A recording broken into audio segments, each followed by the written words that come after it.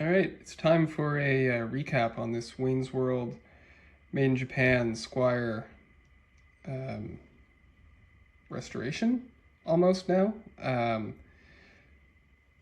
let's start at the beginning.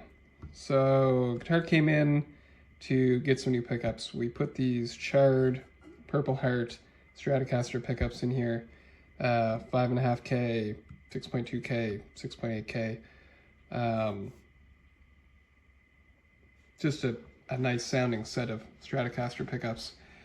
And no load switch here for some extra brightness on a few songs that they play. And then things got interesting. The output jack was super corroded, had to go. Looked like it had been replaced before because this screw was stripped and it was wired backwards. So that was causing a bunch of interference because this jack plate, instead of being grounded, was basically just picking up noise on the hot side. So managed to sort that out, got the guitar put together, and it wasn't staying tuned. So the first suspect was these tuners. Some of them have a lot of tension in them and some are very loose. Kind of was a bit of a red herring though. That can make it a bit interesting to tune, but it shouldn't be going out of tune. So the nut turned out to be a bit gummy. We cleaned out the slots, put some graphite powder in there. And I think more importantly, down here, the bridge, if you take the saddles off, I'll throw up some pictures, but there was notches worked into this base plate where each string goes across, and they were sharp. The strings had basically just bitten into the soft metal here. And I talked to the owner, and the guitar was breaking strings at the bridge back when he used to gig it. So I suspect that had something to do with the tuning issues. Anyway, we took the bridge apart, cleaned out the holes, put a little chamfer on them, and filed out any remaining groove. And it's holding tune significantly better. Another thing we did when the bridge was apart, I noticed the sustain block was really rough on the bottom. It wasn't a flat surface to mate against the bridge. I wanted to put a better block on it, but this Wilkinson block, despite I believe also coming from Japan, does not fit on this bridge, so that was a no-go.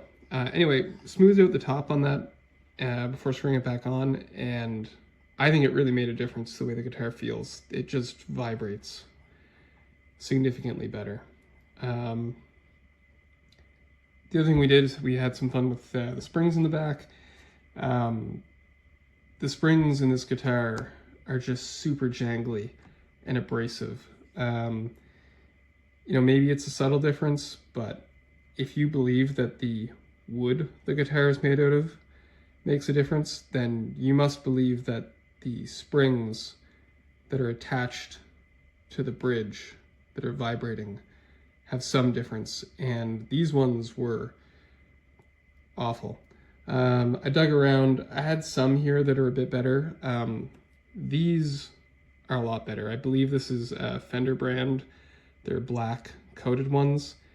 They don't have that awful springy clankiness. So I didn't have a set of these. We had to make do with just putting a little bit of tape on the ones that are in there to sort of tame them down.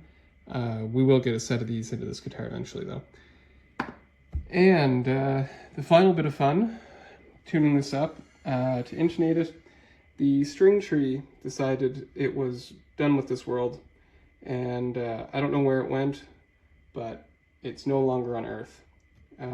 So we put on this aged Goto string tree, which is, I believe, fitting for this made in Japan guitar. The little packages come with a short one and a tall one, and traditionally, I believe you would put the short one over here, but the tall one was put put plenty of tension on the strings, so we just ran with the tall one. And yeah, it's looking good. It plays great, feels great. It's ready to go. Hopefully we see it back for some springs and we see it on stage.